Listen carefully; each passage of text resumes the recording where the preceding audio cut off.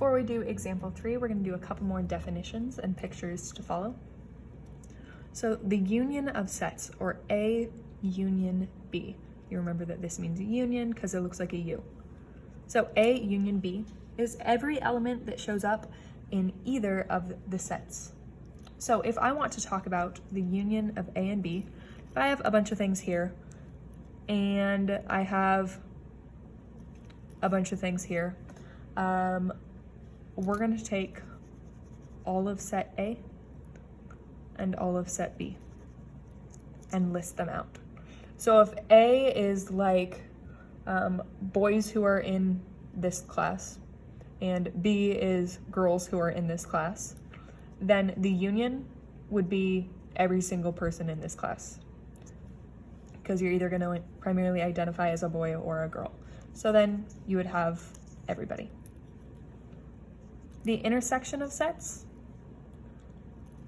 if I have the same one, A and B, the intersection of sets A and B are only the elements that show up in both sets. So right there, the things that show up in both sets. So if set A is the people who primarily identify as a girl, and set B is the people who primarily identify as a boy, the people who primarily identify as both a girl and a boy would be the ones listed in this set. Now, we use this symbol. It is like a O with a line through it that extends on both sides. That's the empty set. We use the empty set when we're finding the intersection of sets and there aren't any elements that show up in both sets.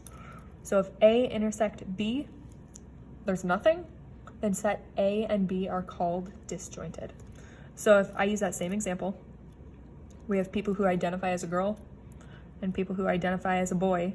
And if there's nobody in the class that identifies as a girl and as a boy, our answer, when we answer this, when we list out our sets, like normally we would list our sets for our answer for these type of problems. If there isn't anything that would be in between these brackets, we would just draw that symbol as our answer. That's our empty set. That means there isn't anything. So we'll get to some examples with actual numbers now. Our universal set is this. This is R, and this is S, and then we have T. So find R union S. So again, a union is things that show up in either of them. So if it shows up in R, I'm writing it. If it shows up in S, I'm writing it. So I'm going to be looking at those two sets. So R union S equals the set of, again, I'm going to go from the smallest numbers to the biggest numbers. 2 shows up. 4 is the next smallest thing that shows up in either R or S. Then 5 is the next smallest thing that shows up in either R or S. Then 6 and 7. So the union of R and S is going to be 2, 4, 5, 6, 7. If I want to do the intersection, again, intersection is what shows up in both of them. They have to share it for me to write it down. And another little tip, intersection has an N in it, and that looks like an N. So our intersection of R and S is anything that shows up in both. 2 doesn't show up in both. 4 shows up in both. 5 doesn't. 6 shows up in both. So our intersection is going to be 4, 6, because those are the 2 elements that show up in both sets. And then finally, if I ask you to find T intersect S, so I want to find the things that show up in T and in S. But they don't share anything.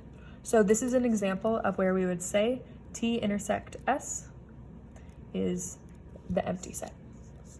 Now, one quick thing, when you draw empty sets, make sure you extend that line, because as you get further in math, you're going to have more and more symbols that look similar, and you're going to have to be really careful on how you draw them, because this is technically the letter O. This is technically 0. This is theta, this is phi, and this is the empty set. Notice they're all like the same thing, just little particulars. You want to make sure you extend it, or else you're drawing something else and you don't want to draw the wrong thing. So that is example 3.